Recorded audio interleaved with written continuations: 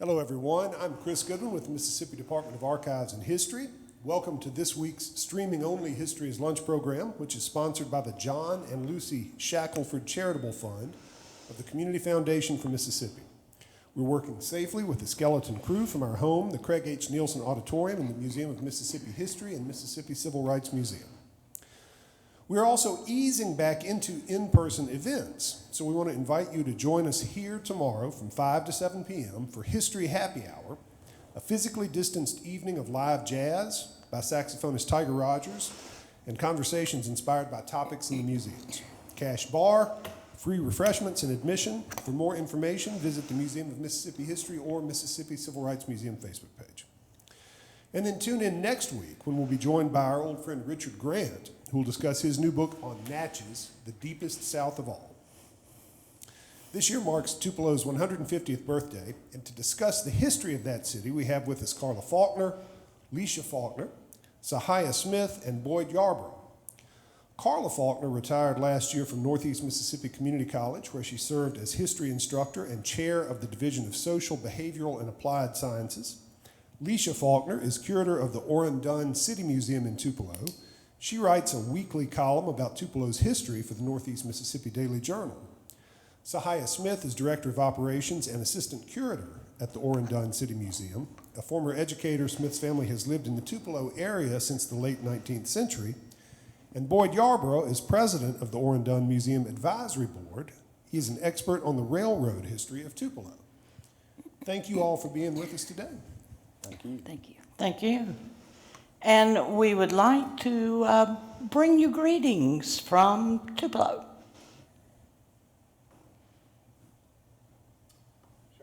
Yes, please.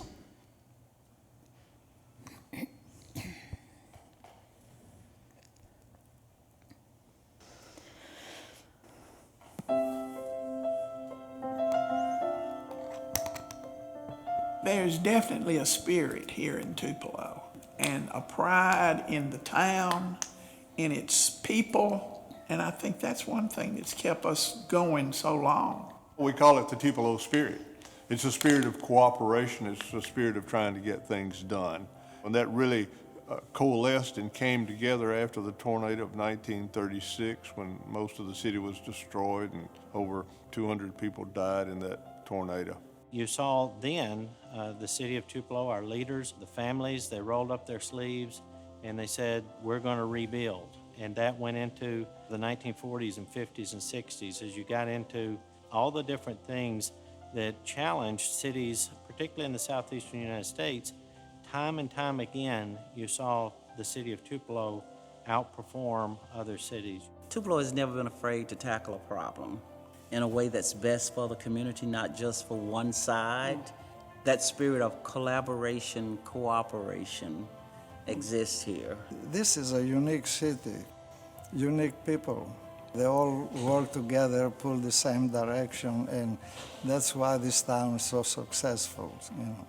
Another thing I think that sets Tupelo apart, I don't think it's ever just sat down and said, we've done it, and that's all we need to do. There were always volunteers, business leaders who were looking for the next big thing. We see the Elvis statue in Fair Park, and we celebrate that, but it's the everyday folks are what makes Tupelo.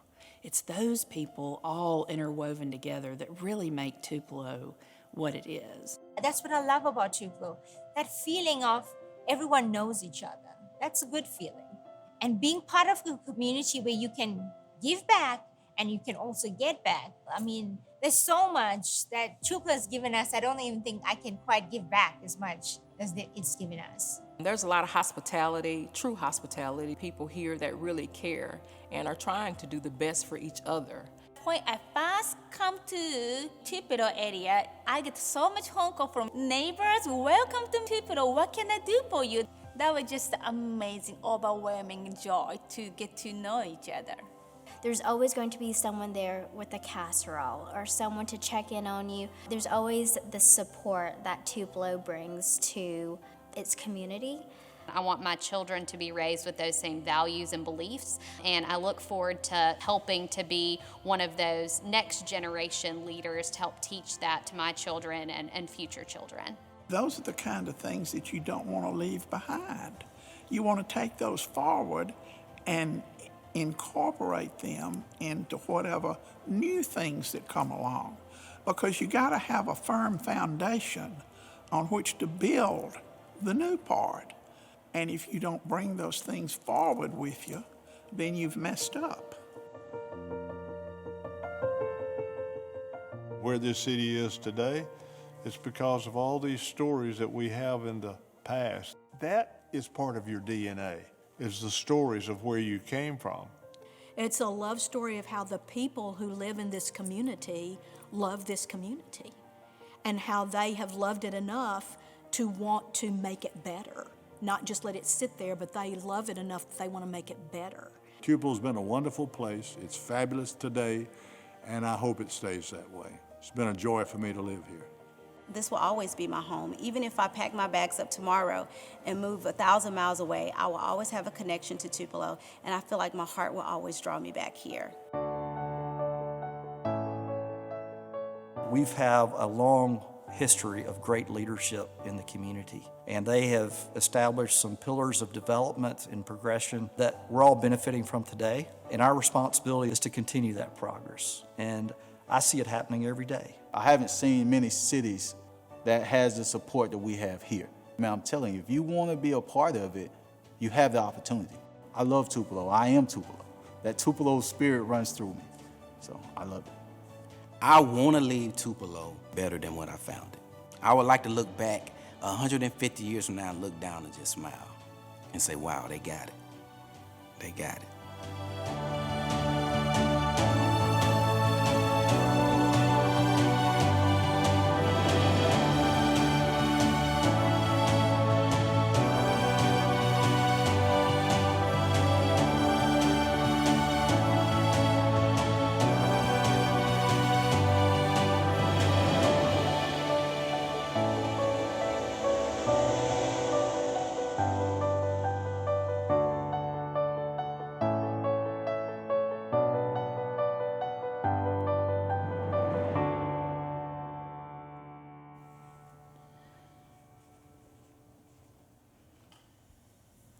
Now, it would take all afternoon of a conversation to tell you all of Tupelo's stories.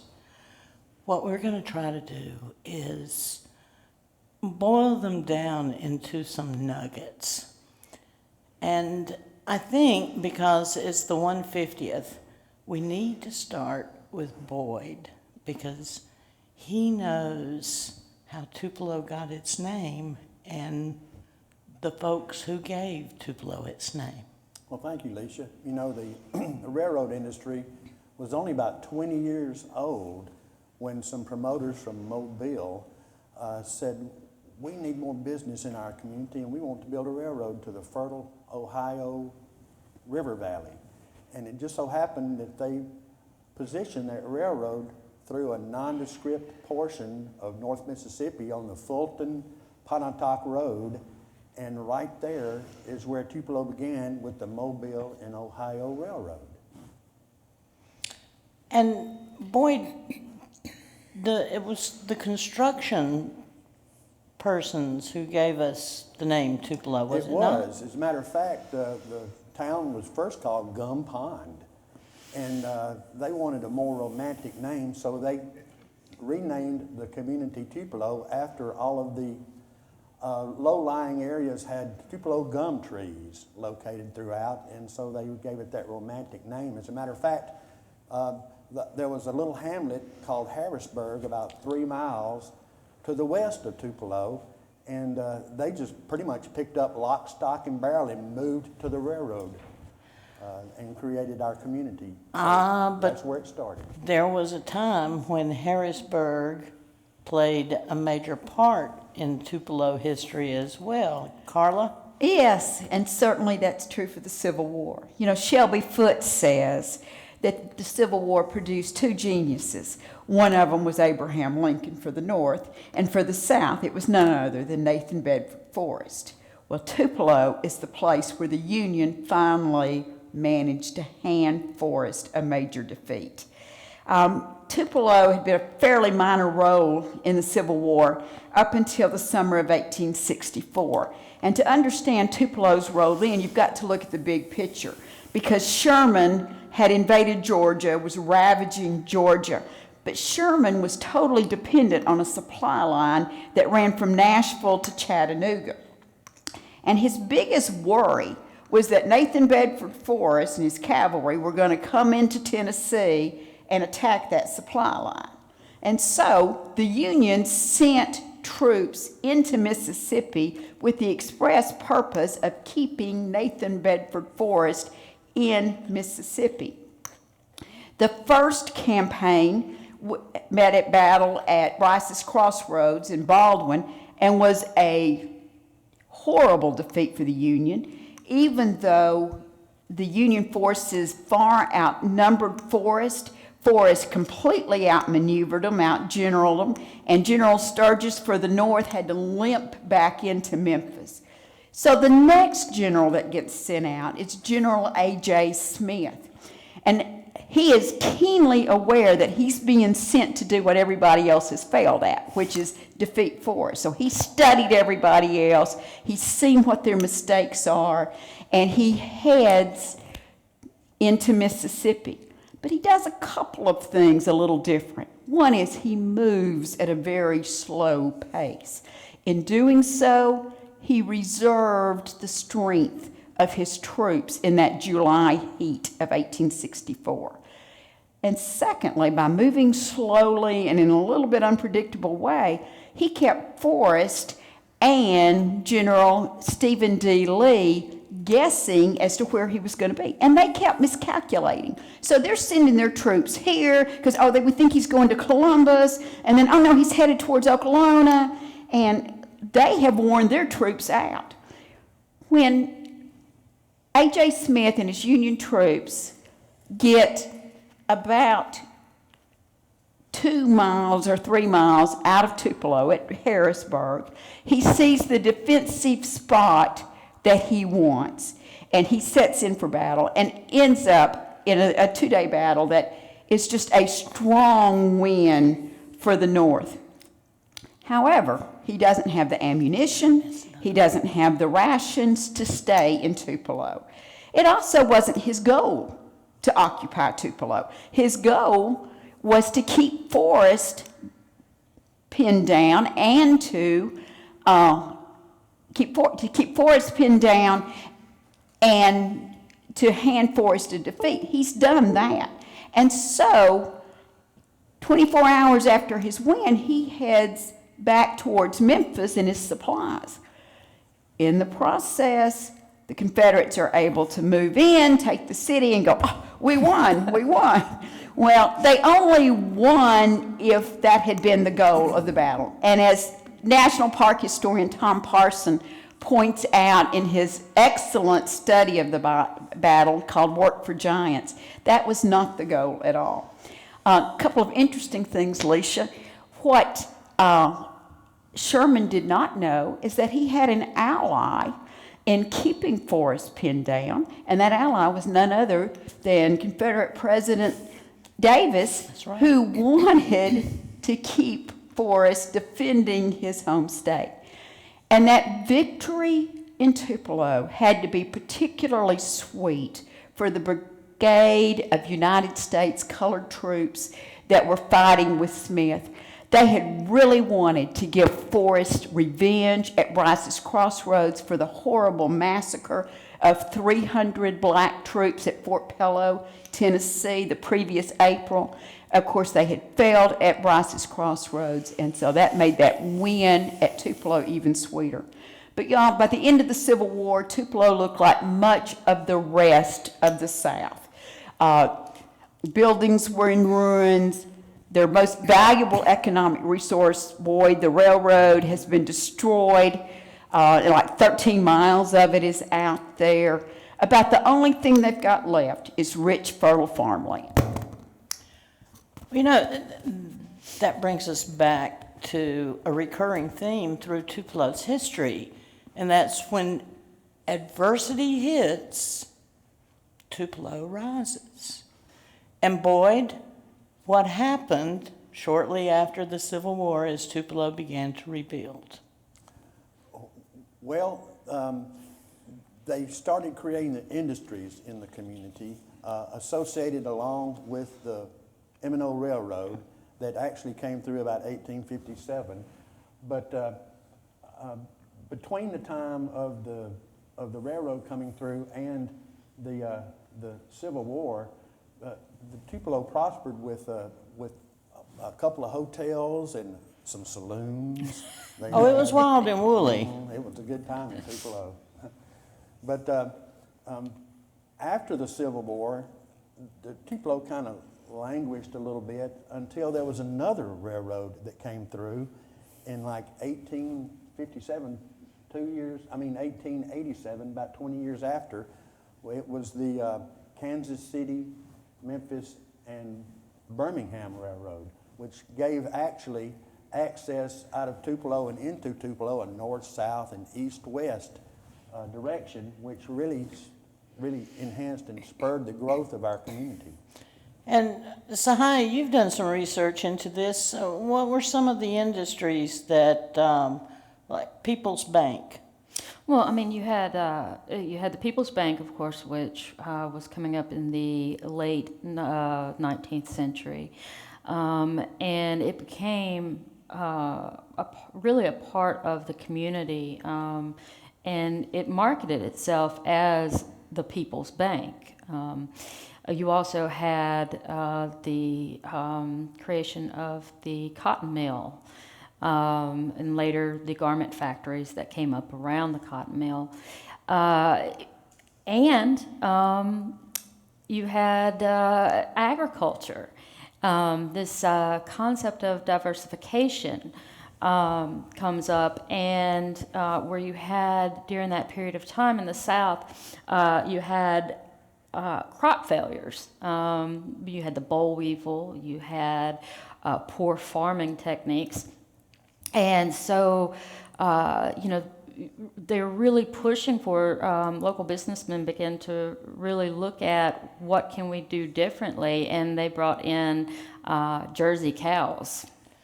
Jersey cows are an interesting story because the Jersey cows that came in, and the Oren Dunn City Museum rests on an old Jersey cow farm, Rex Reed and Nell Reed's farm.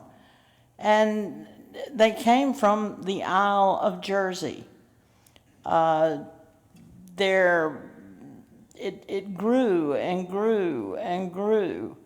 And then later on in 29, it was just absolutely amazing how farmers and the dairy industry, and Carnation comes in and builds the Carnation plant. And then World War II occurs. And I'm jumping a little ahead here, but I think it's interesting because when the Nazis took over the Isle of Jersey, they ate the cows. And they fed the prisoners gruel, but they ate the cows. And so at one point, I know it's we laugh about this at the museum. And then there were no more Jersey cows, or very few, on the Isle of Jersey. And so, Sihya, what happens? Well, some of the leading Jersey cow farmers get together, and they send some of the best stock Jersey cows back to Jersey Isle with a insemination program to be able to revitalize the Jersey cows there in Jersey Isle. And so I always like to tell people, so the cows on Jersey Isle, they're actually Tupelo Jersey cows. So there you go, Tupelo, the world over. Well, you know, the enhancement of Tupelo, it was really based on diversification of the agricultural industry, because the fertilizer plant that we created that sent fertilizer throughout the whole southern region of the United States was in Tupelo, one of the plants. And then you mentioned the creamery, but then the cotton mill, all those really were to try to make the farmer more prosperous. And we had a pretty major egg and poultry business centered around Tupelo as well early on too. Now, something else happened though in '33 that really, really put Tupelo on the map a year later. Sihya? Well, I think that it's interesting because I really think that we have to kind of look back at, you've got the 1930s, you've got the Great Depression, and Mississippi was the bottom of the barrel. I mean, it was, it was poor, poor, poor. I tell people, I'm like, people, my family were so poor they didn't even know there was a Great Depression. But in 1932, President Franklin Delano Roosevelt was elected. And in 1933, just a few months after he was elected, he passed the first New Deal.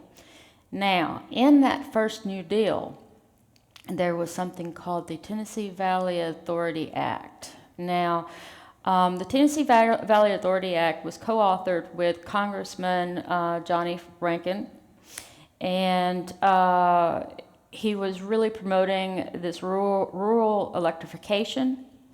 And so he co-authored this bill, and it passed through the New Deal. And the goal of the Tennessee Valley Authority had several different goals. One was to, the South in particular was suffering from deforestation. And so one of the goals was to stop this deforestation and to replant trees. Another of the goals was to teach farmers better farming techniques because the soil was stripped. It was stripped, it was running into the river. And on top of that, the Tennessee River was not friendly to travel. And so what the Tennessee Valley Authority did was set up a system of dams all along the Tennessee River, making it easier for boats to travel through, shipments to travel through, and of course also jobs. And then finally, electricity. This was a big deal because this is one of the first programs where you have this concept of the government controlling a utility. And because Mississippi and the ingenuity with its businessmen through economics, as well as Congressman Rankin, Tupelo became the first city to sign contracts with TVA, becoming TVA's first city. All right, I'm going to stop you there because there's an important side story here. And that's a fella came along about that time and he bought a newspaper that was nearly bankrupt. And it had been a weekly newspaper. And his name was George McLean. Carla, talk a little bit about the ideas of George McLean. Yeah, George McLean is really a bit of an unusual figure to find in Mississippi. His ideas were based, first of all, in Christianity, which, of course, that's not surprising. But he has studied philosophy, and he has really become convinced that his true mission in life is to be the servant leader, is to try to improve Mississippi from the common people up. He's far less interested in connecting with the wealthy, except to motivate the wealthy to improve things for everybody, and that's the secret. He uses the newspaper as a platform to build that kind of support. And he did at times. His ideas were far enough out that he did at times run into friction. But he was a consensus builder. And talking about that and working from the ground up, that was highlighted, I think, by 1934 and a visit in November from a special couple. Sihya? Okay, so back to my story of TVA. and we will do this.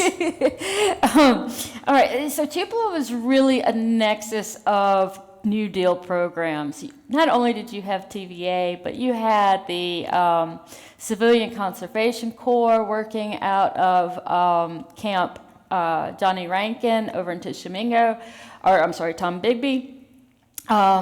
You also had, you had the WPA sending archaeologists over to study IKEA in the Chickasaw village. And you also had the Industrial Subsistence Homesteads program that was going on. So you had a lot going on. Well, and in 1934, we get a visit from the man himself, Franklin Delano Roosevelt, and his wife, Eleanor Roosevelt. And so it was a really exciting time for Tupelo. Everybody came out to see him. And when they came in and went directly to one of the programs that I just mentioned, and it was this Industrial Subsistence Homestead program. What's really interesting about this program is there was only 5 of these communities that were planned in Mississippi. Let's see if I can get them all right. There was Laurel, Macomb, Hattiesburg, there was Meridian, thank you, and Tupelo. And Tupelo's community, when it was built, was it was the poster child for these communities to promote these communities. They had electricity, so they had appliances that were stocked with them, including refrigerators, irons, stoves. There was also, they were built on small acreages, and the concept of it was to put together, because remember, we're in the middle of the Great Depression, but you have industrialization that's building in Tupelo with the cotton mill, and so the subsistence farming, to be able to subsidize their what they were bringing in through farming. So you would make money at the mills, but then you would turn around and you would also be growing your own food. And so, the idea, of course, was to subsidize what they were not making at the mill. So, and this was a huge project for Eleanor Roosevelt. She had started it off in West Virginia, and so she was really looking forward to going to these homes and seeing these homes. So this was where they went first. Now, it's interesting because the ladies of Tupelo are wonderful. And I remember this from an oral history. Was it Janelle McComb or I've forgotten now. But anyway, the ladies of Tupelo went into these houses. Now, the first families in these houses had only moved in the Friday before the Roosevelts came on Sunday morning. By the way, Boyd, what was the name of the car they arrived in? You tell me. The Ponce de Leon? Oh, the railroad car. Yeah. Yes. And that was a special kind of... It was a special railroad car owned by the Southern Railroad, but exclusively used by the president. And where is the engine that pulled... Well, that very engine is Amory right now. It is. It is part of their Amory Railroad exhibit. Exactly. But back to our story. So the ladies of Tupelo fixed up 2 of the houses that had not been moved into so that Eleanor Roosevelt would have these nice houses to go into. Mrs. Roosevelt, being Mrs. Roosevelt, wanted to go and be with the folks who were there on the ground, living in the houses. The name of the family, it was J.C. Barron's family. And the other day when we were researching some of this history, Sihya found some of the relatives of the family that was first visited. Sihya? Well, I mean, today's access to information, I was able to track them down, and they were really, really excited because they had lost that part of their history, and so we were able to reconnect with them to kind of get an inside story. They were at, what was it? They're lot 20 was where they were at. So, and they got their picture taken. They were really excited with the dog. They had to have the dog in the picture. Unfortunately, we don't have a picture of that, though. So. Well, you know, when Tupelo first got electricity, they created their own with an electrical plant in Tupelo in town, and then went with Mississippi Power. But when they got Tennessee Valley Authority electricity, their rates dropped by half. So that improved the economy of the people in town just a great deal right there. I think that's interesting because, you know, when we look at what is left of the New Deal as it pertains to Tupelo, I mean, TVA is still a huge, huge part of Tupelo. Electricity, jobs, programs, industry, absolutely. Cheap power. Sure. Well, and the other thing is, today TVA supports our STEM projects in our school. I mean, look at Milam. Yeah. I mean, we benefit so much from TVA. I'm going to go back, though, to the Homestead Houses, and after they left the Homestead Houses, which, by the way, when they pulled up to the places where the Homestead Houses were, the youth and men from the CCC stood by the road and saluted them, which, you know, was just really cool. But they got more honor than that when they came back through, because this was 5 miles north of town, as town was at the time. When they came back through and headed to Robbins Field, which is on East Jackson Street in Tupelo, and it's still there. And as they were driving up Green Street, kids from Carver, African American kids, the band played America, people were waving signs, but they weren't allowed among the 35,000 that were at Robbins Field. Instead, he gave a great speech, though, there. That story of African Americans has not been told much, that area of Tupelo. And we had one big example now that we've tried to correct. Carla, can you sort of lead us into the issues there? The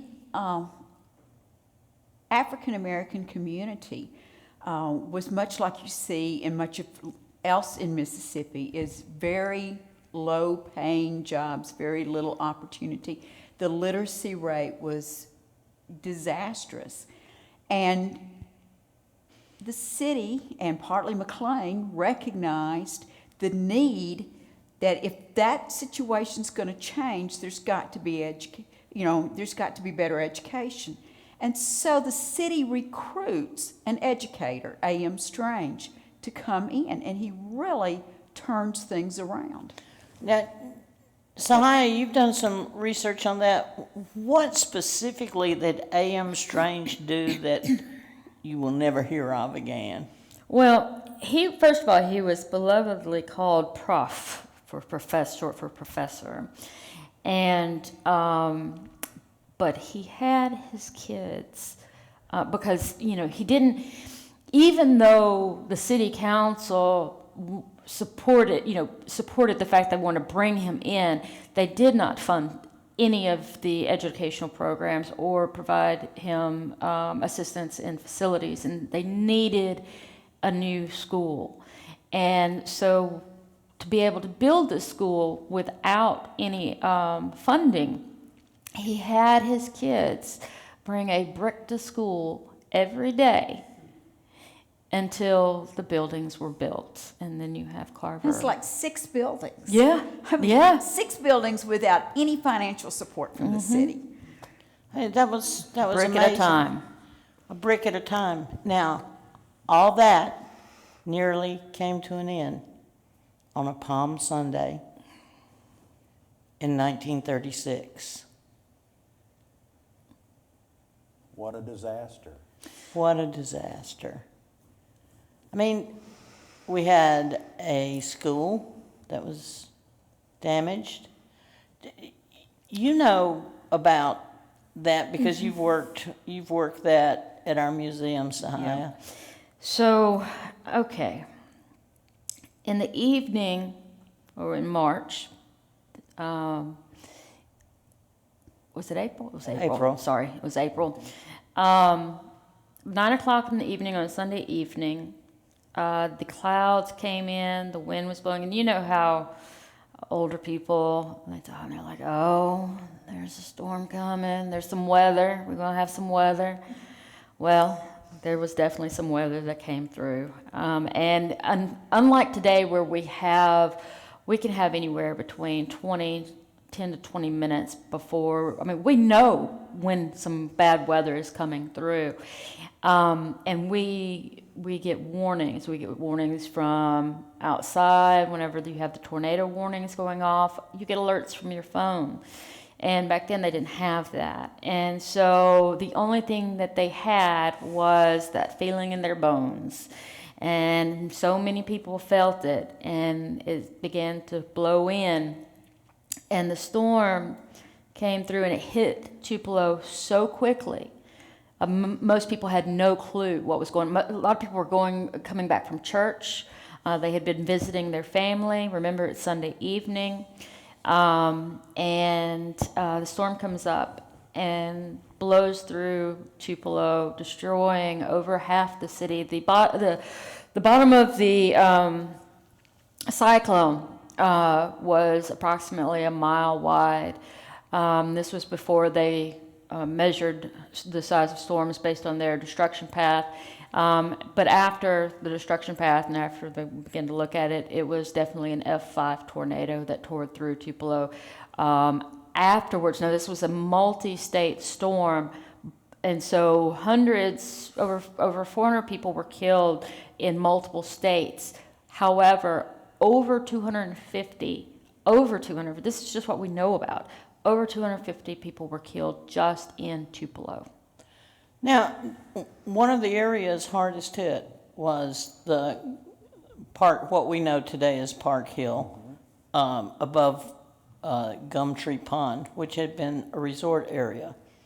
And whole houses with people in them were blown into the pond. That pond, yes. And you know, during that tornado, most of the damage was in the residential areas, so you know it caught all those people by surprise. And after the storm, parents and children were separated sometimes for weeks because they were scattered out to all different communities as they were trying to be attended to. Well, and the Lyric Theater, I think, was set up as a hospital. Even the popcorn popper was used to sterilize medical equipment. Just to give an idea of the sheer destruction as well, the very first people that were killed in Tupelo were on the western side of Tupelo, and it was a family of 13. The Burrows completely, in the matter of seconds, wiped out the entire family. But as usual, Tupelo recovers. That's what nailed the Tupelo spirit, I think, was that tornado. That's when all the folks came together and said, we're going to build back better than we've had. So I think that's And the again, beginning of it. a big part of building back better was George McLean. He led the merchants, the bankers. He was with everyone, Yeah. particularly in education. Particularly in education, but it was also a spirit of giving. And as they started forming committees to address and organizations to address development, there was a rule with McLean, and that was you didn't send a proxy. You know, it doesn't matter that you're the CEO, you're the one that's supposed to be there and be there giving. And so part of doing business in Tupelo became also that you found time, you budgeted time, you devoted part of your time to building the city itself. And that spirit of the idea that if you're going to be working in Tupelo, you also give back to Tupelo prevails today. Well, I think he came up with the concept of, we had a Chamber of Commerce, but he wanted something more than just a business chamber. Wanted something to address educational and cultural needs and all. So they came together and devised the Community Development Foundation. It was, and it was that spirit of regionalism, of joining together, of service, that resulted in, not too many years ago, something called the Pull Alliance, which developed a spot at Blue Springs, and we have Toyota Manufacturing Mississippi today because of that shared experience, because of that service. And, you know, I was talking yesterday to someone with the United Way, and we don't have figures for this yet, but it is believed that there are more nonprofits in Tupelo that spread a wider, diverse group of people than anywhere else in the state of Mississippi. But it's important, I think, to stress that our United Way is not just United Way of Tupelo. It's United Way of Northeast Mississippi. Again, Tupelo has taken a regional approach, that it's not just what's good for Tupelo, it's what's good for the region, and that benefits the city. Our population today is around 37,000, but it's about twice that during the day when you have everybody there who works in the city. So we're a regional center. We look like a larger city than we are because of the people who are there, but it's that regional approach. Same thing with Boys and Girls Club. It's Boys and Girls Club of North Mississippi, and you know, in their fundraiser, which had to go virtual this year, they raised $259,000. You know, Well, you know, that regional aspect you're talking about, it goes back really to the early 1900s, like 1910 and 11, when Tupelo created and started the first paved highways in Mississippi so that they could get their agricultural products Exactly. into the community. that's Help an the farmer, excellent help the point, city. because that transportation was key. You know, I want to play off something, Carla, you said, and that's how Tupelo may be small in population, but expands in other areas. Now, we've got to recognize that in 36, when the tornado came through, there was a little boy living in a little shack Yeah. with his mama and daddy. And it's really interesting that if you look at the story of Elvis Presley, and if you didn't catch the reference, that's who it is, that when you look at that story of Elvis Presley, that he really mirrors the American story and the Tupelo story. You know, he was born in a 2-room shotgun shack. Mama was working in the mills. Daddy, you know, the family was impoverished, and they never thrive through those years until they have to finally hightail it to Memphis in financial and probably legal troubles. So it reflects what was happening in the nation in that time. But Sihya, Elvis isn't the only successful cultural art story that evolves out of Tupelo. Even though he came back in 56 and turned everybody on with And that was the first live broadcast by WELO. WELO. That's right. But go ahead, tell us about some other rockabilly. Well, I mean, you had Jumpin' Gene Simmons. Yep, yep.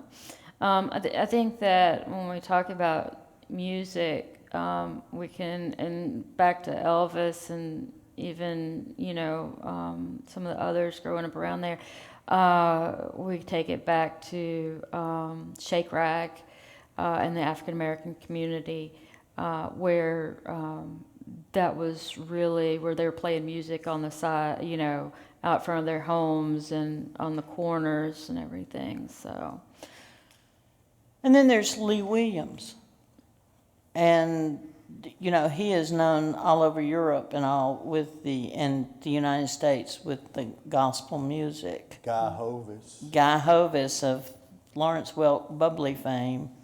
But Leesha, we also can't forget that the music is not just the music of the people. That Tupelo has, it's one of the smallest cities to have a fully professional orchestra. And again, back to the fact that it's a regional approach. It used to be the Tupelo Symphony, but today it's the Northeast Mississippi Symphony. And people are often quite surprised at the quality of the music provided by the symphony in Tupelo. But we're more than music, too. I mean, look at our arts. There's Sally Keppel and Gumtree Art Museum. The theater. The theater, yes. And, there's a group I have to mention. Is it West of Shake Rag? Yeah, West of Shake Rag is an improv group, and great fun. And so again, we've got major drama presentations downtown in the old Lyric Theater, but out at the Link Center, which is the old Harrisburg Baptist Church building that is now a cultural arts center. You've got poetry readings. You've got West of Shake Rag that does great improv nights and monthly music mixes. And Tupelo is also proud of the fact that during the summer there's outdoor concerts that are totally free there in City Fair Downtown Park. Main Street, that's right. COVID's kind of messed us up with that, but Debbie Brandenburg does a mighty, mighty job to, and her group to bring people in, and of course we have the Elvis Festival. Sihya, I want to move to another aspect of living, as Mayor Jason Shelton says, making Tupelo too good to leave. And that's, we have a heck of a park and rec program and some state-of-the-art facilities.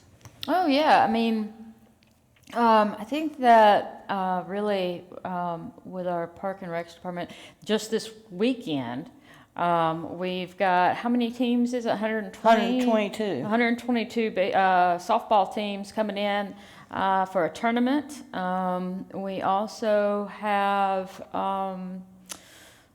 a new aquatics facility, and I say it's new aquatics facility, but I think that we're on our 5th year now. But it is an indoor Olympic-sized swimming pool with an exercise. We call it the Elvis pool because there's a picture of Elvis, side of Elvis's face over it. So we call it the Elvis pool. We hold what I think is one of the most important programs that we have is called Little Ripples. And what Tupelo has done is it has, in the Aquatic Center with Parks and Rec, it has teamed up with the elementary schools. So both first grade and second graders get a week of free swim lessons during the fall and spring. So. And that's something I want to move back to, is working the public-private partnership with our schools. Tupelo High School is one of the largest, if not the largest, in the state of Mississippi. And you always see, as our superintendent, Dr. Rob Pico, says, one single heartbeat. We're working together. You know, that was even at a time when Tupelo maybe couldn't have worked together, and that was in '68 when there was so-called school choice. There was a fellow there by the name of Frank Dowsing Jr., and he was outstanding. He was academically outstanding. He stepped on a football field, and I think Jack Reed Jr. once wrote that the first pass he threw to this walk-on, he scored a touchdown. 80-yard touchdown. Yes. 80-yard touchdown. And then he was one of the first 2 African Americans recruited by Mississippi State University, and this is at a time when the state's in turmoil. And in '72, by the way, he played with Rocky Falkner, who came down to the museum and recalled those days last February. But in '72, the students of Mississippi State University thought so much of him that they elected him Mr. MSU. You know, with stories like that, wow. And with this working with the schools, I mean, this is amazing. It's no wonder that we've been named or earned the title of All-America City.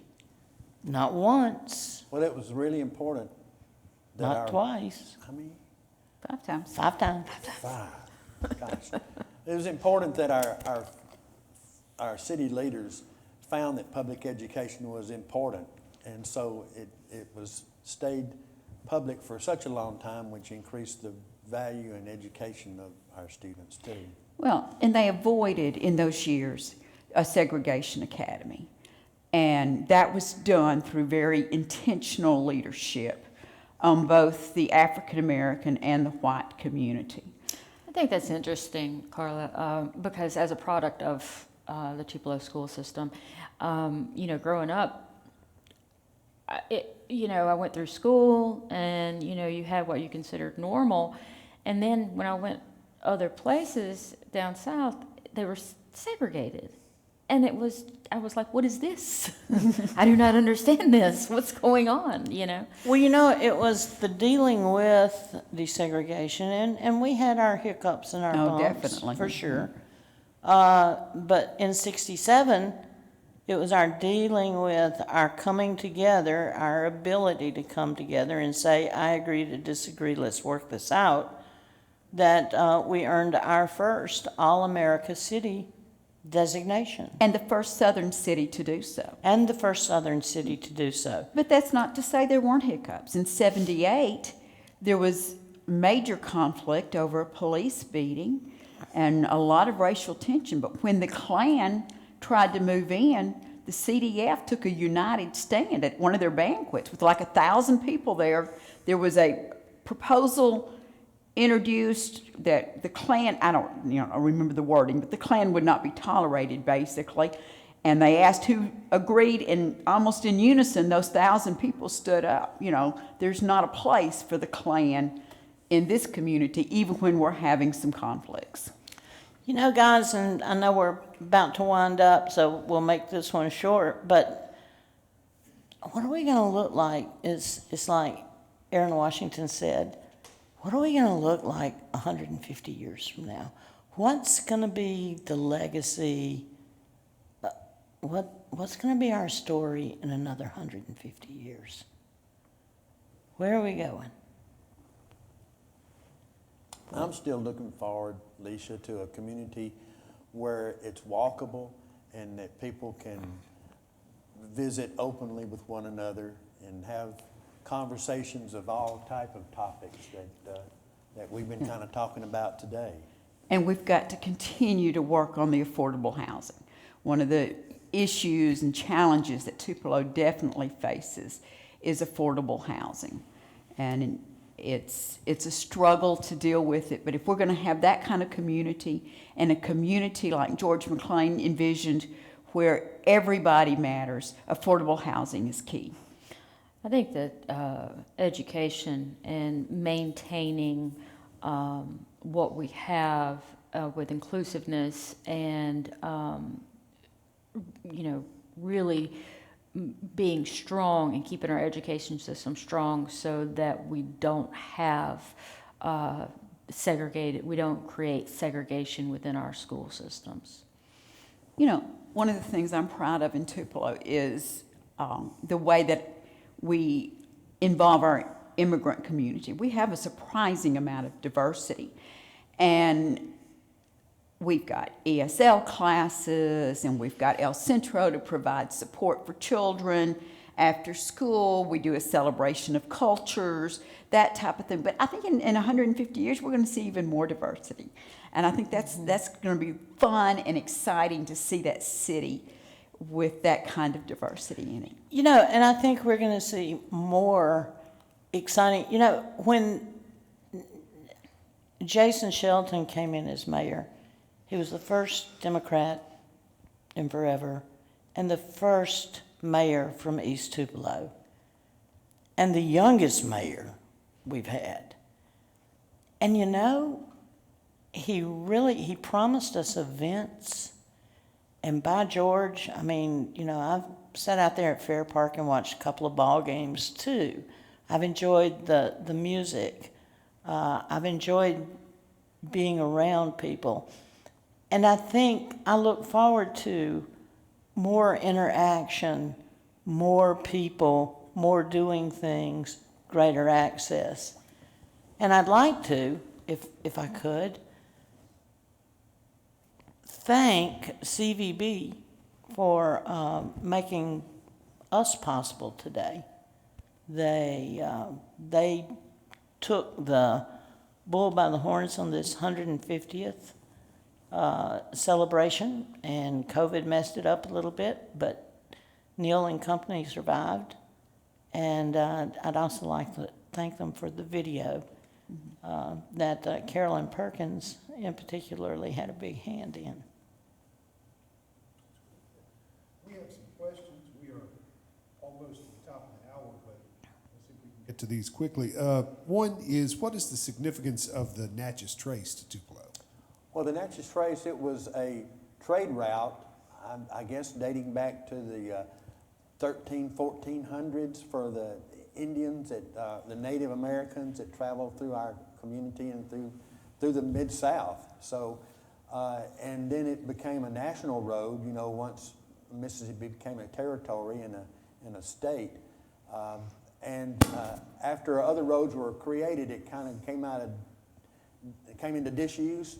But now it's a great tourism attractor for North Mississippi. We also have the Natchez Trace headquarters there in Tupelo, which hosts the archives for the Natchez Trace, as well as the homesteads that I was just talking about. And how many of those are still standing? Currently, there are approximately, 15 still standing. Yeah.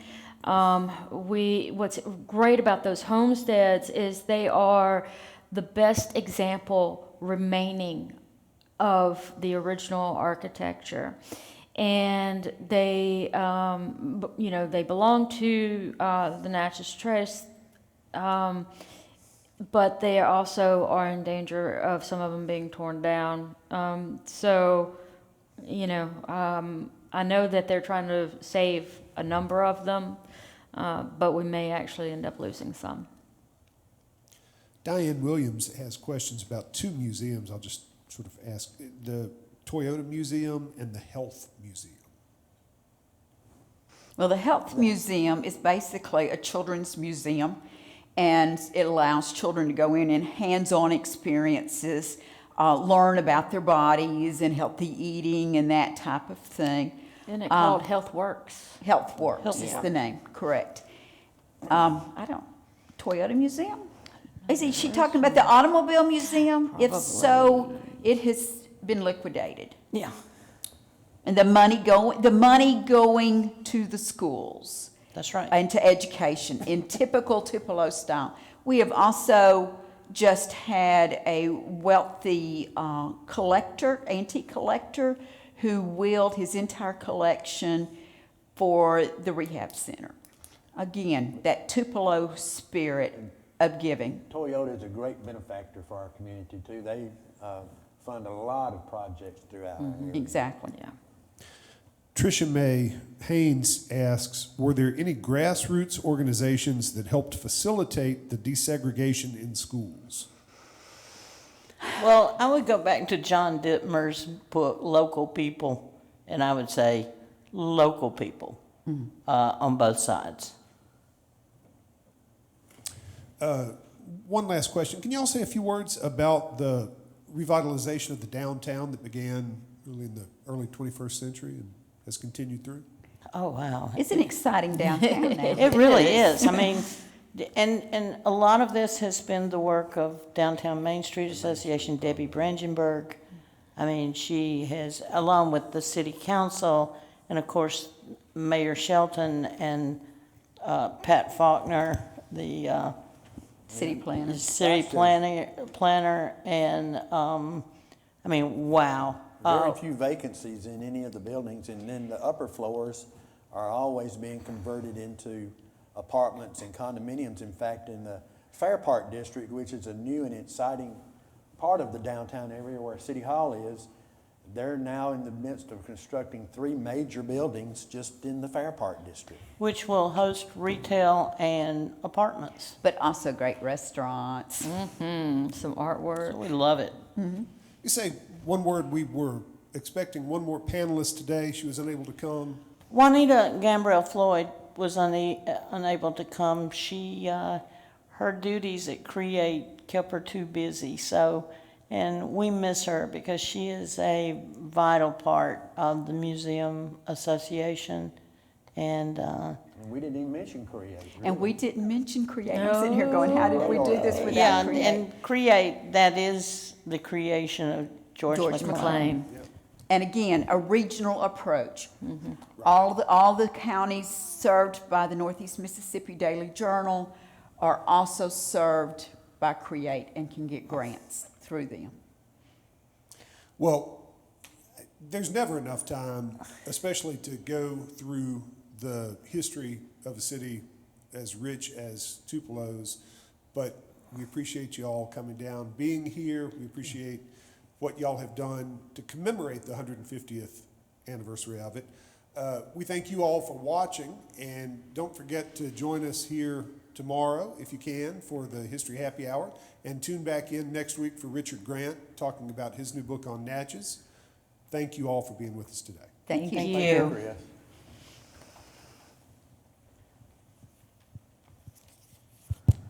Are we off? Are we off?